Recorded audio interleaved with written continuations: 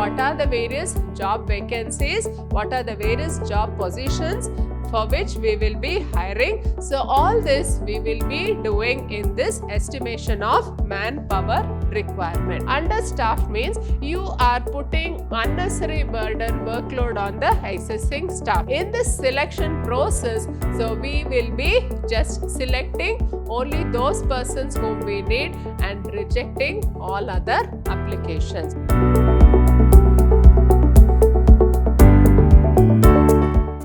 Hello everyone, I am Purnima, faculty in the Department of Commerce, Vidhyaashram Pre-University College, Temple of Excellence. In continuation of my sessions on staffing chapter, I will be in this second session, I will be discussing about the staffing process. So, in my previous session, we just discussed about the meaning of staffing, importance of staffing, and how staffing is an important aspect of the HR.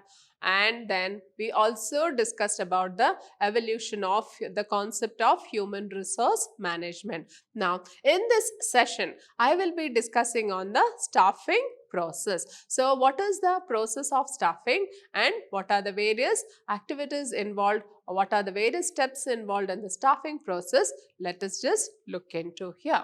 Okay, so in this session 2, what is the staffing process? If you can see here, first thing is you understand the client requirement. Now, what is this understanding client requirement? In other words, you are just understanding what are the various job positions which are vacant in the organization. So, here the client refers to the organization which is in need of persons to do the job, or it refers to a business organization which is hiring employees for the various jobs. So, understanding the client requirement, and then there is a search for internal and external database. Now, what is this internal and external database? So, you just see from among the existing employees if there is anybody who is suited for the job, and if there is need to appoint employees from outside the organization or from external sources. Then next is the candidate screening and interview, then candidate shortlisting, then hiring candidate, induction, deploy on the project. So, we have the 7 steps of staffing which has been in this image. So, based on this image, we will be just following the next few slides. Now, in the first process of staffing, we are estimating the manpower requirements. So, what is the manpower requirement of the organization? So, how do we just decide how many people we need? So, what are the various job vacancies? What are the various job positions for which we will be hiring? So, all this we will be doing in this estimation of manpower requirement. So, while designing the organization structure, we undertake an analysis of the decisions and the decision making levels, activities, as well as relationship among them with the view to evolve horizontal and vertical dimensions of the structure. Thus, various job positions are created. So, in the process of organizing, we understood that there is division of work. So, division of work, and then based on the division of work, we are creating departments, and in departments we are creating job positions. Now, we should understand that while designing the organization structure, we undertake an analysis of the decisions and the decision making levels. So, what are the decisions which had to be undertaken by each job position, and what is the level of the decision making, whether it is the top level, middle level, or the lower level, that we have to first think. Then activities as well as relationships among them. So, about the job position. So, in the department, so how many positions you are creating? So, we have the general manager, and below him we have the assistant general. There may be 4 or 5 assistant general managers, and below this general managers, we will be having lot of officers who will be doing the job, and below these officers we will be having lot of clerks who will be doing the job, jobs. So all these things we will be deciding here, and then we will be giving them the authority responsibility relationship. So who has to report to whom? So we are creating this chain of authority in the organization. So based on the chain of authority, we will be creating job positions. And so while we are creating job positions, we have to clearly define the working relationships, authority responsibility relationships, and with a view to evolving horizontal and vertical dimensions of the structure. So horizontal dimension means whether it is a functional structure or a divisional structure, that we have to decide. So if it is a functional structure, then you will be making the divisions based on the functions in the organization. So you will be having a marketing department, HR department, accounts department, or the production department. So based on the functions, you have various departments, and from each department you will be getting the jobs done. So this is in a functional structure. But if it is a divisional structure, so you will be making the divisions based on product lines. So product X, product Y, product Z, and in product X you will be again having a functional structure. So in that you have the HR department, marketing department, accounts department, so under each product specialization. So based on the type of organization structure, we will be creating positions, and then we are hiring the people. So once you are creating job positions, then after that we are hiring the people. So you will have to have the number of job positions which we have created in the organization. So how many jobs are there under each department, that we have to decide, and then we have to just plan for the human resource. So that is how we will be estimating the manpower requirement. So how many persons we need for each of the department. So we should understand the manpower requirement would necessitate workload analysis on one hand and workforce analysis on the other. So while we are deciding about what is the manpower we need, so we should have a workload analysis. So this person is here. So he has this various job, all the duties which he has to do, it has been represented in this picture. So when we are appointing the persons, so we should have a workload analysis. Now let us understand the meaning of the word workload analysis. Workload analysis would enable an assessment of the number and types of human resource necessary for the performance of various jobs and accomplishment of organizational objectives. So workload means, so how many persons you need for the various jobs. So what is the kind of work to be done? Suppose it is a production department, then how many people you need for each of the department. So whether you are hiring 20 persons, 30 persons, 40 persons, so it depends on the workload to be done. So workload analysis would enable an assessment of the number and types of human resource. So what is the assessment? What kind of persons we need and how many we need? So that an analysis of this, we call it as workload analysis.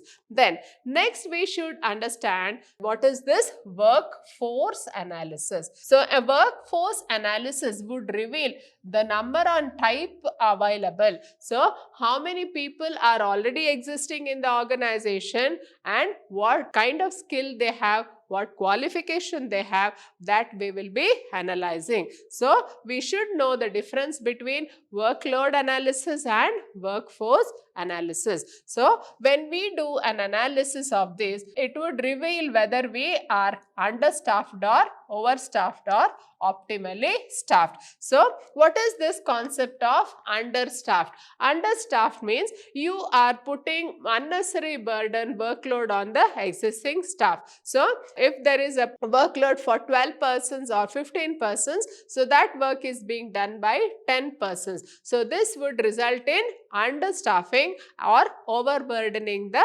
existing staff. Then the next concept is overstaffed. Overstaffed means there is work only for 10 persons in that particular department, but you have hired 15 persons to do the job. Now this will result in overstaffing. What is overstaffing? Overstaffing is nothing but you are making underutilization of the existing human resource. Then optimally staffed. Optimally staffed means there is work for 10 persons and you are appointing 10 persons. So this will be the best appointment we should understand. Then a situation of overstaffing somewhere would necessitate employee removal or transfer elsewhere. Suppose when you are having a workforce analysis, you feel that there has been overstaffing in the organization, then what should we do? If there are appointed 15 persons in place of 10 persons, then what about the rest of the 5 persons who don't have any job or workload in the organization? What do you do with them?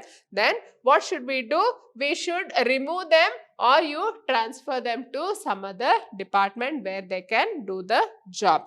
A situation of understaffing would necessitate the starting of the recruitment process. Now, we should also understand what we should do in case there is understaffing. So, if there is understaffing, the existing employees, they will be grumbling about the workload burden, and we should see that the persons who are overburdened with the job, we have to reduce the burden. How do we reduce the burden? By appointing more personnel to do the job. So, when we appoint more personnel to do the job, again we have to start it with the recruitment process. So, this process of recruitment would ensure that the organization is properly staffed. Then, in the staffing process, we should understand that it is important to translate the manpower requirements into specific job description and the desirable profile of its occupant. The desired qualification, experience, personality, characteristics and so on. So, whenever we are having this estimation of manpower recruitment, so we should understand what is the job description. So, you conduct a job analysis for each job position and then you have this job description. So, what are the duties, responsibilities and the authority of each job and the desirable profile of its occupant. That is, what is the qualification needed for each job and what kind of experienced candidate we need and what is his personality and what is his nature. All these things will be decided in this first process, that is estimation of manpower requirement. So, here you can see there is a job description. So, whether it is the post of a general manager, then what are his qualifications, what is his experience, what is his skills. So, all these things will be decided in the first process of staffing itself. Now, in the second process of staffing, we call it as recruitment. That is, you are selecting, or recruitment, in other words, you will be searching for the prospective employee. So, it may be defined as the process of searching for prospective employees and stimulating them to apply for jobs in the organization. So, recruitment is the process of searching. You search for persons who are best suited for your organization. How do you search them? It is with the help of the advertisement. So, you give advertisements in the newspaper and ensure that persons who meet the qualifications or who meet the specifications of the job, they apply for the jobs. So, when they apply, then you can go through the recruitment process. The information generated in the process of writing the job description and the candidate profile may be used for developing situations vacant advertisement. So, as I told you earlier, so in the recruitment process, so the first thing is you put an ad in the newspaper. When you are putting an ad in the newspaper, you have to do the job description. So, what does the job involve? What are the qualifications? What is the profile you are searching for? So, all this has to be properly specified in this process of recruitment. Now, the advertisement may be displayed in the factory or the office gate, or it may get published in the print media or flashed in the electronic media. Now, how do you advertise? It is through in the factory gate also vacancies available. So, that is one way of advertising, or you can also put it in the newspapers or television and all the social media, whatever is available. So, this step involves locating potential candidates or determining the sources of potential candidates. So, in this recruitment process, we should understand that we are in search of a potential candidate. Now, how do you locate a potential candidate or determine the source of a potential candidate? It can be through campus selection, or it can be through Udyoga Melas. Nowadays, there are a lot of Udyoga Melas which are running. So, the companies themselves, they come forward and they try to just give jobs to the existing persons with qualifications. So, it can be the potential candidate, and through the sources of a potential candidate, you will be starting the recruitment process. Now, we have to understand that sources of recruitment is internal as well as external sources. So, internal sources may be used to a limited extent. So, internal sources means from among the various employees who are already working in the organization, you select one person for the new job position which you have created. Now, how do you select them? So, based on their past performance, how they have fared in their previous projects, previous assignments, how they have fared. So, based on their performance in the previous situations, you just analyze it and then you see that they are appointed for the job. So, this is one way, or you just promote them, or you just have the transfer policy and see that person is appointed for the job you have created. Or you can also have the choice of fresh talent and wider choice through external sources. So, external sources means you invite applications through the various social media, and then you have a screening of applications, and then you just appoint the people for the jobs. So, in this way, we can see that if you can put a board like this outside the factory gate, then the job seekers will just come and get themselves hired for the various positions of the job. Next in the staffing process is the process of selection. See, among all these people, they are the prospective candidates who had applied for the job, and this person is selected. So, he has been selected from among all these 5 persons. One person has been selected. Now, look into what is the meaning of this word selection. Selection is the process of choosing from among the pool of the prospective job candidates developed at the stage of recruitment. So, selection is the process of choosing from.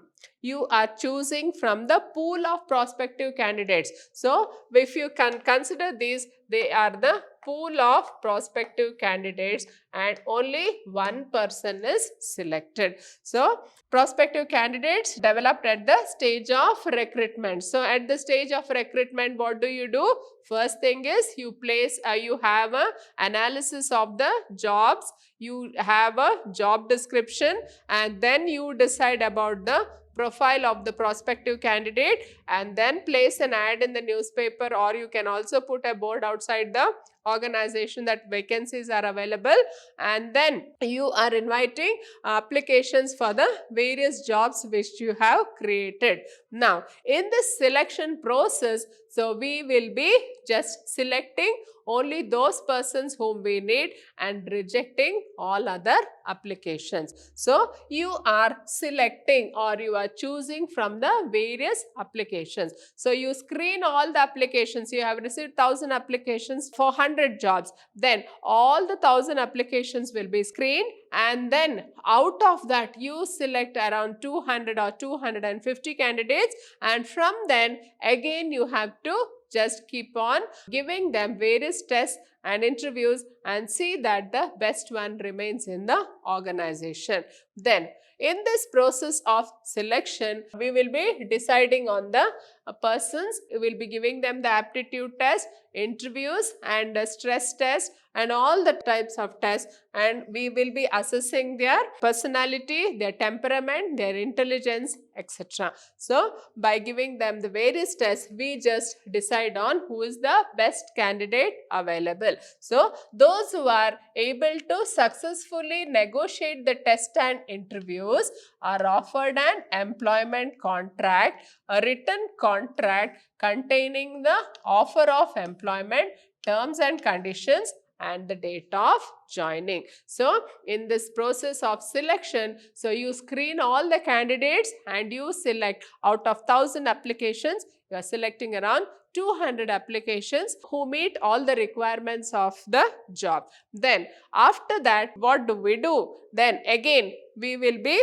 giving them again aptitude test, intelligence test and various other tests, and then conducting interviews, and then in this process also we will be rejecting a few of the candidates, and then last who have successfully cleared all the tests and all their interviews, for them we will be giving them the employment contract. So who has been successful in clearing all these tests, then we give them the employment contract. Now what you will have in this employment contract? It is a written document. So what is written here? Containing the offer of employment. So in this written document, you tell that you have given him the offer of employment and terms and conditions. So terms and conditions means what is the various remuneration you are offering and what are the various facilities, what are the rules to be followed. So all these things will be clearly mentioned in this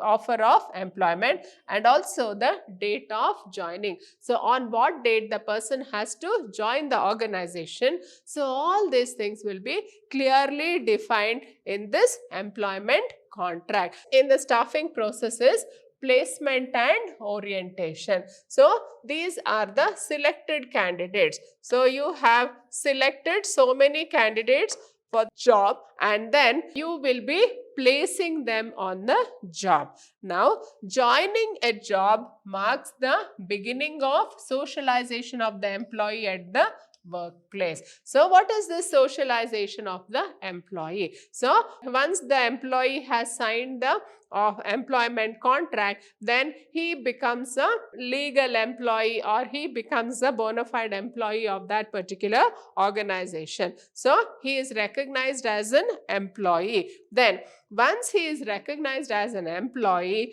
then he will be socializing with other people. That is, he will have a human interaction with other employees already existing in the organization. So this is the beginning of socialization. So he tries to familiarize himself with this job and also with his colleagues in the job. The employee is given a brief presentation about the company and is introduced to his superiors, subordinates and the colleagues. So in this aspect of this staffing process, so he will be given a brief presentation. So about the company, its history, how it came into existence, and what are the various rules and regulations, the policies which are followed. All these things he will be given a brief about, and also he will be introduced to his superiors, subordinates and colleagues. So this we call it as the fourth step in the staffing process. Then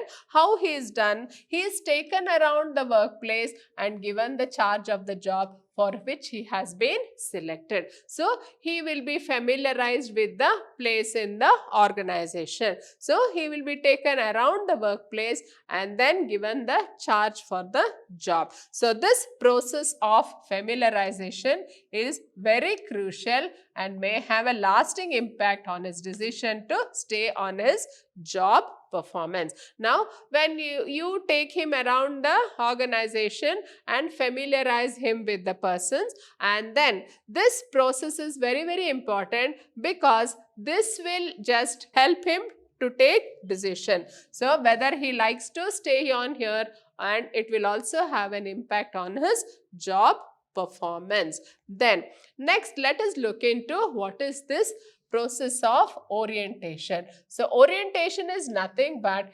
introducing the selected employee to other employees and familiarizing him with the rules and policies of the organization. So in this process of orientation, you will be just familiarizing him with the other employees and also about the rules and regulations of the organization. Then what do you mean by placement? Placement refers to the employee occupying the position or the post for which he has been selected. So placing him, so you put him in his place. So what is the job he has to do? So he will be placed on the job, and that we call it as the placement. Then next, in the staffing process, we have this training and development. Now, what do you mean by training and what do you mean by development? Let us look into the meaning of that. So, before we look, we just see what people seek is not simply a job but a career. So, when a person enters an organization with an employment contract in hand, so he will be not only looking for a job but also he will be looking for a career. So, what is the path of his career? So how he can progress in his job, that or advancement in his job, that is what he will be looking for. So when he has career aspirations, we should give him an opportunity to rise to the top. So he may be appointed as a clerk.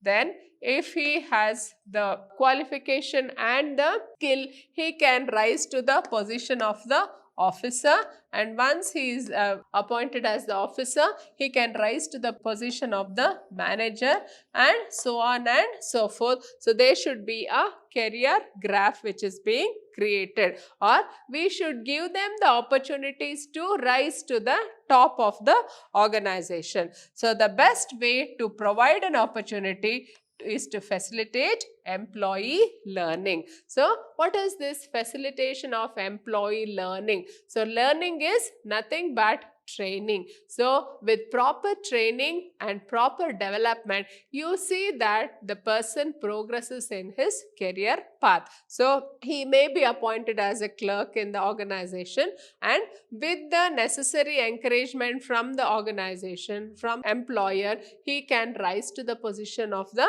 board of directors also. So depending on his intelligence, his skill and his qualification. Then next, we'll just see what are the various training centers which are available. So organizations have either in-house trainings or have alliances with training and educational institutions to ensure continuing learning of their employees. So the person has been appointed for the job, fine. So he will be doing the job well. But then we have to create opportunities for him to rise in his career. So how do we make him rise in his career? By giving him proper training facilities. So what are the training facilities we have? So that we have to look into whether there is in-house training or you appoint a trainer for this job. Suppose it is in-house training, then when he has to be given the training, that we have to decide, and what type of training he has to be given and for what position he has to be trained. So all these things we will have to decide in advance. Now suppose we have appointed an external trainer, then what kind of a training that trainer will be giving. So all these things we have to decide, and we have to see that employees don't remain stagnant in their positions and they learn, they develop new skills and they advance in their careers. Then next in the process of staffing is performance appraisal. Now what is this concept of performance appraisal. If you can see here, there are 3 persons who are here. So he has been awarded 80%, this person is 60%, and this person is only 35%. So this is nothing but a rating of the performance appraisal, or in other words, performance appraisal means evaluating an employee's current or past performance against certain predetermined standards. Now, what is this performance appraisal?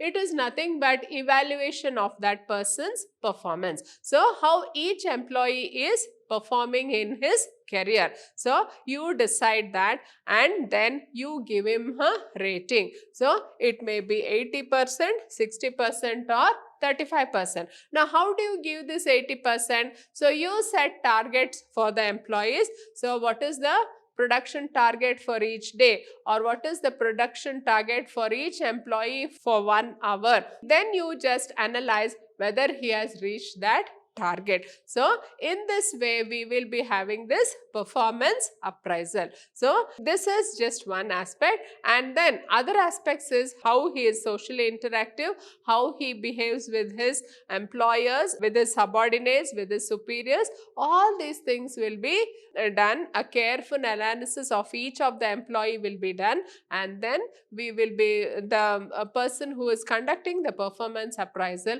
So, he will be giving a report to the top management. So, the employee is expected to know what the standards are, and the superior is to provide the employee feedback on his performance. So, we should understand that this performance appraisal is done by the superior to whom he will be reporting, and the superior will just observe this employees and then he will give his feedback on that particular employee's performance. Then in this performance appraisal, it includes defining the job, appraising performance and providing the feedback. So, you will know that what is the job you are expecting from the subordinates, what kind of a job you are expecting, and then you set targets for him and you have to observe whether he reaches the target or not. Then suppose he is not in a position to reach the target,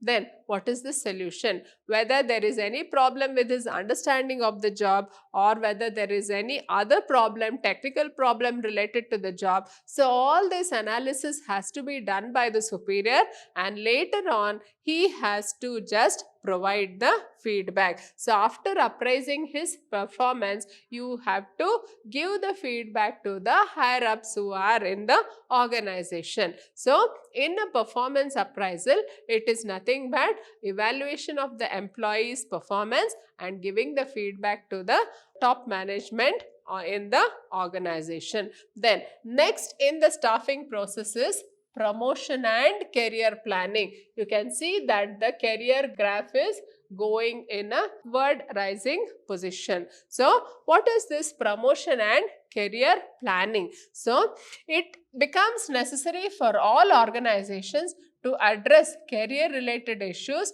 and promotional avenues for their employees. So, whenever a person has been appointed to the organization, so he will not want to remain in that same position throughout his life. So, he wants to have a growth in his career. So, there should be various promotional opportunities open for him to just climb up the social ladder or the corporate ladder. So, the managers should design activities to serve employees' long-term interests also. So, what is his long-term interest? So, when you are recruiting the person, you will be asking him, how do you picture yourself after 5 years? Or where do you place yourself in the next 10 years in this organization? Through such questions, we can just get a knowledge of what the person is expecting from his job. So, based on his answer, you can create a career path by offering various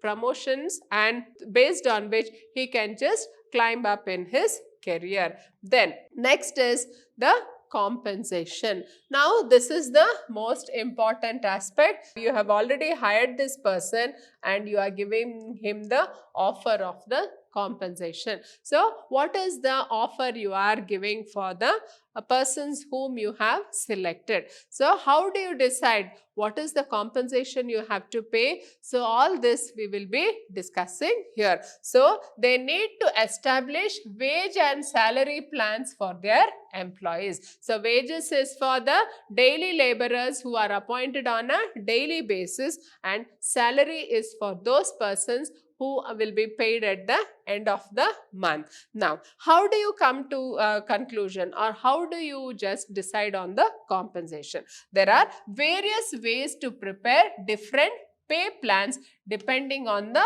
worth of the job. So you have different pay plans, and how you are having different pay plans? By deciding on the worth of the job. What is the job worth? So first that we have to decide, and then we have to just decide about the compensation. So compensation means it refers to all form of pay or rewards going to the employees. So what is the payment you are making for his services? So you decide on the compensation based on his job qualification, his skill and his experience in the job.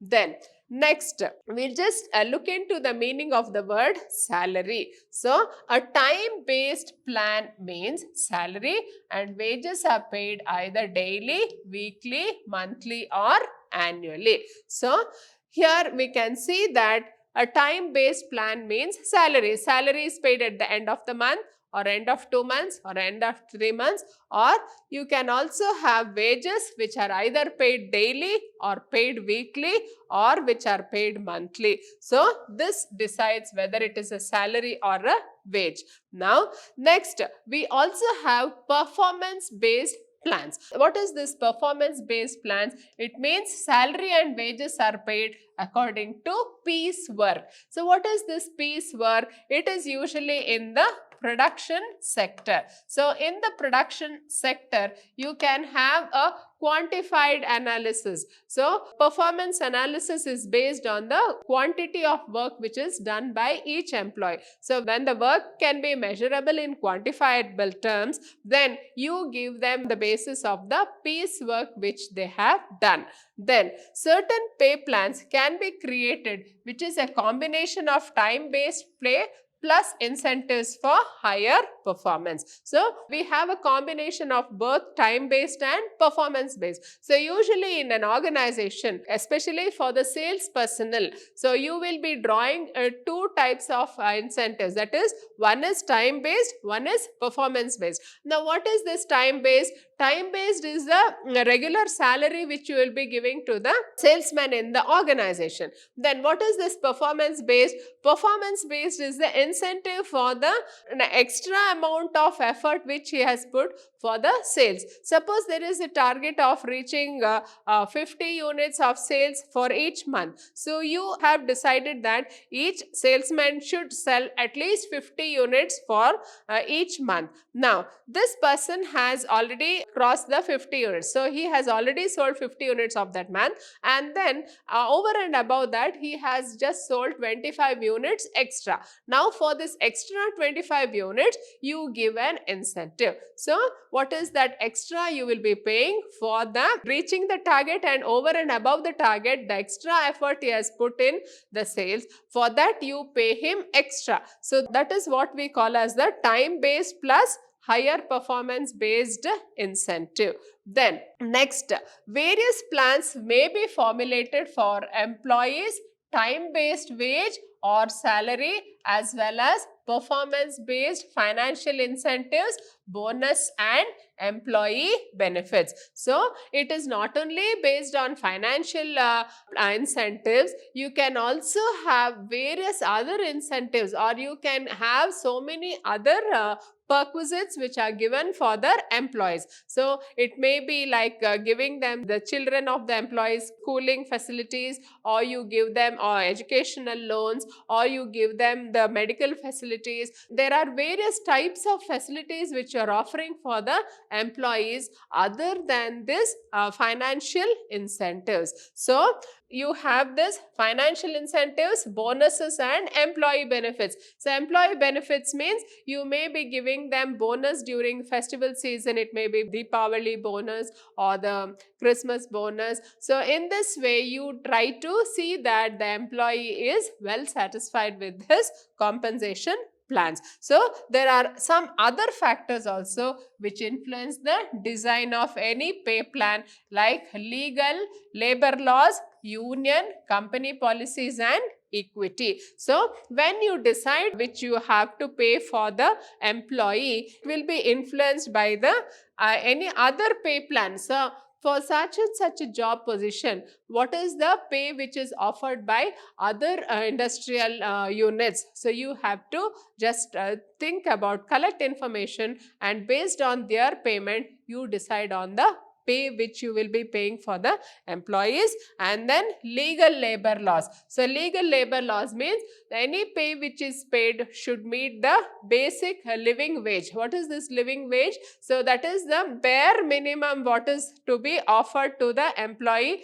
which will meet his essential requirements, that is his basic food and clothing requirement. At least that he should be, that is the least bare minimum which has to be paid to any employee. Then it can also be influenced through the labor union, so the trade union also. But nowadays we see that there is a reduction in the role of trade unions as such, and then it can be an insignificant factor for deciding on the compensation.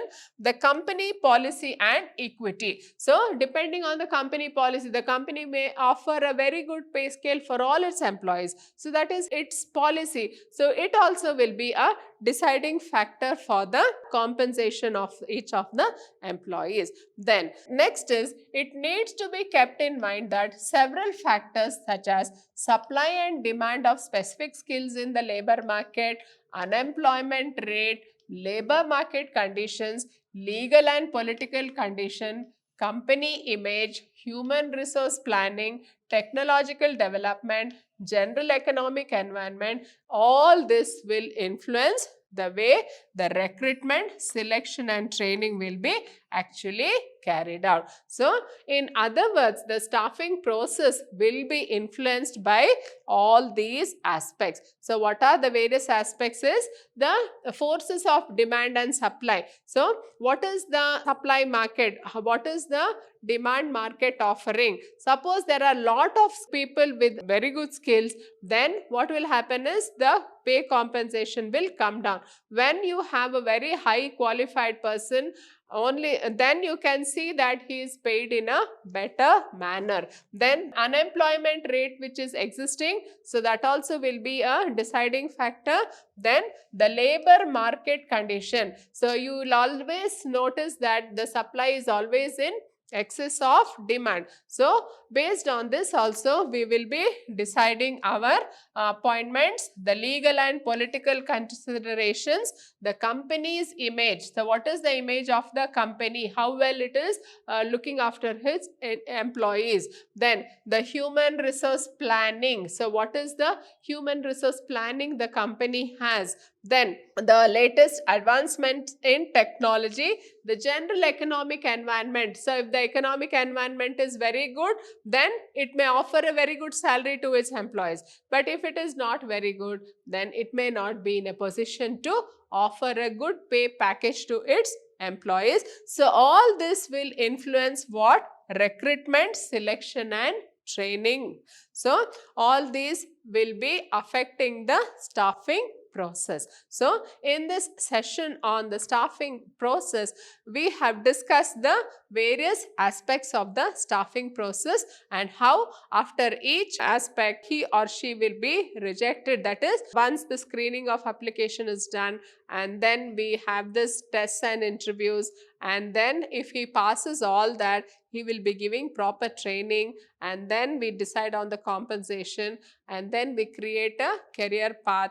So there are various factors which influence this process of staffing. So in my future sessions, I will be continuing on the next aspect of staffing. Thank you.